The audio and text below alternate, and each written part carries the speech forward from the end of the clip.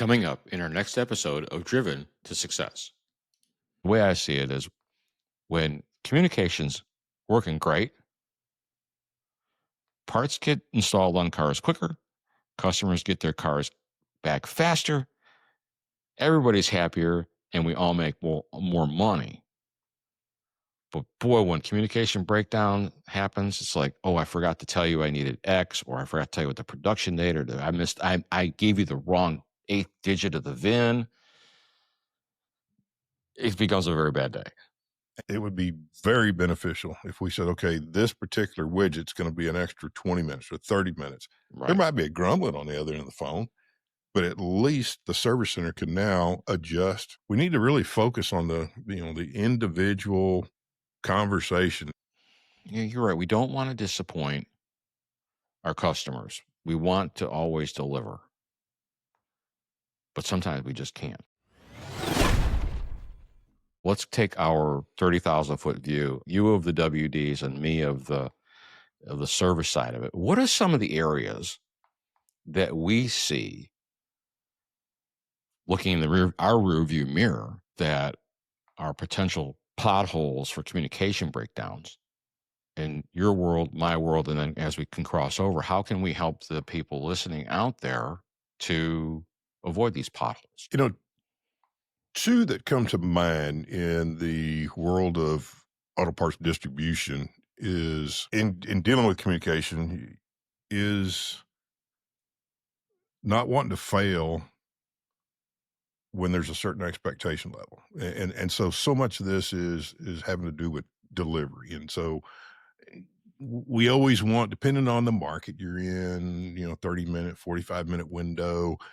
And anytime we're in a situation, when I say we, sort of like the counter guy, when he's in a situation where it's not going to meet those, that's where there's a little anxiety. And really, for the service center side of things, it would be very beneficial if we said, okay, this particular widget's going to be an extra 20 minutes or 30 minutes. Right. There might be a grumbling on the other end of the phone, but at least the service center can now adjust, modify, move a car, whatever the case may be, and continue on with their day. We sometimes think we're setting a precedence. If I had to tell Vic at Vic's Precision, well, this particular part's going to be an extra 30 minutes, I beat myself up because first thing I'm thinking is, oh my God, he's going to get a bad impression about our service. However, Vic's going to you're going to use that, your team's going to use that to adjust your schedules. Mm-hmm. I didn't tell you every single time from here on out when you call us, it's going to be an extra 30 minutes. Right. And so, we need to really focus on the individual conversation. It's not a blanketed conversation. And to me, the other thing is focus on the solution. I remember, you might remember this, Vic. When we transferred parts, if we didn't have the part at our location, we would have to transfer from another location. So going from our hub warehouse, you were kind of like right on the way before it went up to Conroe, and then you were always delivered out of Conroe, kind of coming back south. And so the big question was, hey, when you're doing these transfers, why are you taking my product from the first store, almost going by me to my store that always deals with me and then back to me? That's kind of a waste. And so I looked at it and I asked the same thing. And luckily, the company that I work for, XL Parts there in Houston, the general manager gave me a lot of flexibility, and I finally said, you know what, you keep saying there's not enough time, but I don't understand that. And so I said, I'm going to do it myself. Right. And so I took off my sales manager hat. I'm going to be a delivery driver for the day, specifically transferring parts back and forth. And boy, I got a rude awakening. That was the tightest transfer we had in the entire company. Okay. And literally, I had to, let's see, I hope not the wrong people aren't listening to this. I had to actually speed by a fair amount. And on 45, everybody speeds. But I had to literally keep it up, drop stuff in about 5-6 minutes, and spin back around. I had to do several of those to carve out 15 minutes by about noon so I could actually go through a drive-through and then keep eating a burger while I'm driving back and forth. And so trying to veer off by literally 4 or 5 minutes, then in your parking lot for 4 or 5 minutes, then back in for another 4 or 5 minutes. It sounds easy, Yeah. but it wasn't there. Sure, I wanted to do it for you. And when I ultimately had to relay to you, it was, in my opinion, negative. It was, well, it wasn't negative. It was just wasn't the answer that you wanted or needed. But I had to weigh, and one of the things we talked about earlier is, how much does this affect the service center versus affect the parts distribution? And so I've got two companies I really work for. I Right. work for my customer base, which Right. is the service center, and I also work for the wholesaler. Yeah. And this particular situation, you could call it whatever you want, but I just could not understand what I was being told by operations. I had to experience it myself. That's what gave me the courage to be able to say, I tried it, Vic. I tried every which way I could. I was able to share, specifics about my day, and it was a hectic day. That was a high stress environment there, because the very first run, I was told by a driver, "Hey, sir, number one, I'm not that old, but sir, you need to get moving." And Right. so it really helped me understand what happens on the distribution side that I was not really living and breathing every day. Right. It helped me paint the picture for you. Well, Now, and you as the sales manager wanted to take care of me as the shop owner. And I remember here's what frustrated me. Not what you brought me, because you brought me the actual fact. I remember it from a logic standpoint. I'm an arranger guy. It just made sense. And when I remember talking to, I think it was store 20, and I was like, you guys got to be able to just drop it off. It's you're going right by the place, the logic side of it. And they're like, no, that's not what we do. And I was like, really? And I'm thinking from the standpoint of a customer, it's like, you're just telling me, no, that's not what we do. And then it was frustrating. And then you brought this to me, that story. We tried it, and this is what it looked like. And I was like, okay, now I understood it. And so rather than just tell me no, you told me the reason why. And maybe those in store 20 didn't have a clue of how challenging that transfer run was. But what I loved about our ability to communicate during that period was when you and I were able to communicate, a lot of stuff got handled. You weren't overpromising and under-delivering. It was always the other way around. You would over-deliver. Like I just don't, I remember you telling me, I don't think we can do that. But then next thing you know, you'd come through on it. And one of the things that we do, and I always encourage shop owners to do, is I would encourage you to under-promise, over-deliver, because when you over-promise and under-deliver, what does it do? It undermines the trust. Goes back to that contract, the unspoken contract that we have. And I appreciate what you did, and I do remember it. I remember the fact that you did it. That spoke volumes of how much you cared about your client. So, and I think sometimes when you're right, we don't want to disappoint our customers. We want to always deliver, but sometimes we just can't. yeah, no, I get it. We have a wholesaler within the Pronto network, and they print it right on their business cards. And their slogan is, the answer is yes. Yeah. The answer is yes. The answer is yes. The answer is yes. Well, what does that mean?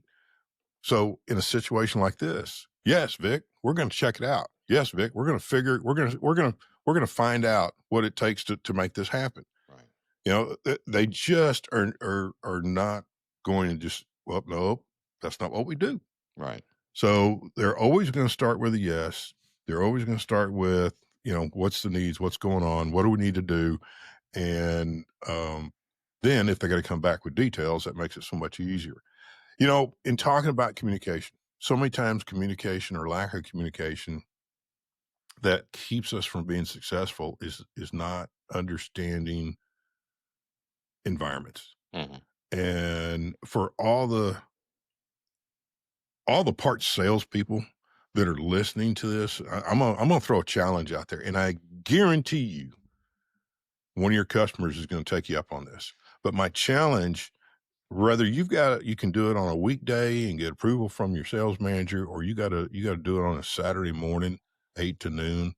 My challenge to you as a salesperson working for an auto parts, get a hold of one of your service centers.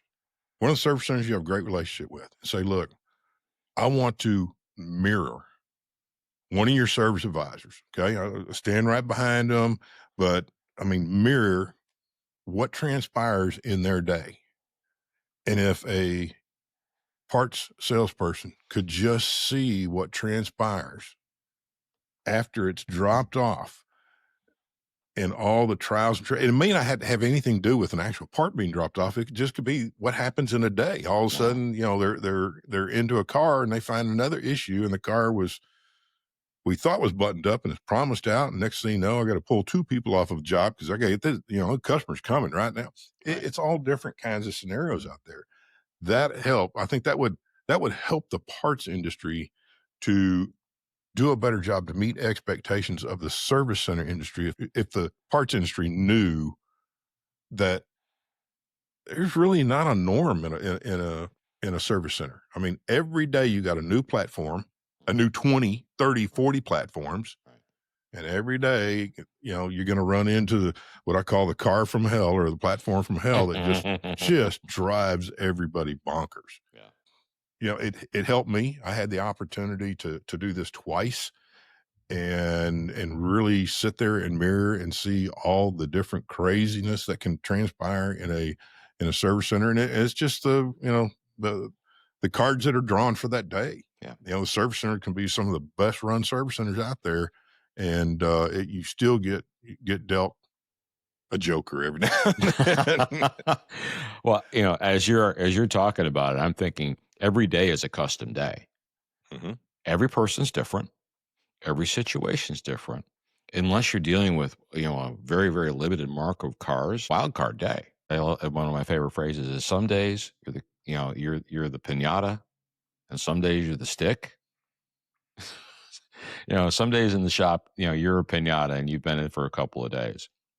And I'm going to also encourage shop owners and advisors, if you can get down to a WD, to the warehouse itself, and see that operation and get to know how it runs, it will help you from the standpoint of understanding how does that part get to your door. And you will then become much more attuned to what they can and can't do.